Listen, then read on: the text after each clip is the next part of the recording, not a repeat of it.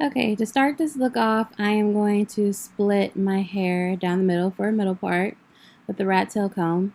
And please do not be alarmed, that is dandruff treatment on my scalp. And as usual, I'm taking Eco Styler gel to lay my hair down.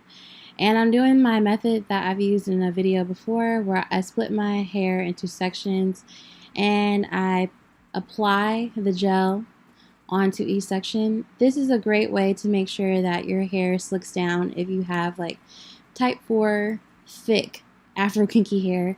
It just makes sure that all strands of hair are covered with gel.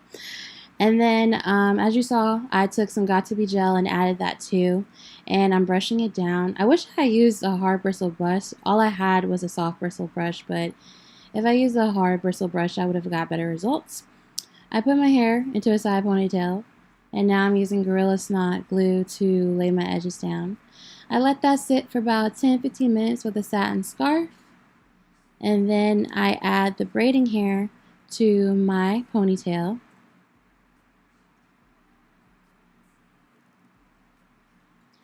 And then I leave out one little part of the Kanekalon hair, and I'm going to put that to the side.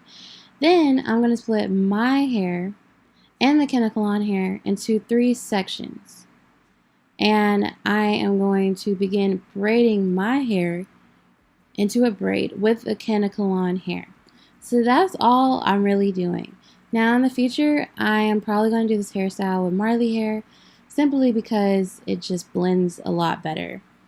Then when I'm done, I secure that braid with a rubber band, and then I take that little piece from earlier and I wrap that around the base of the braid ponytail just to make it look a little bit more sleek.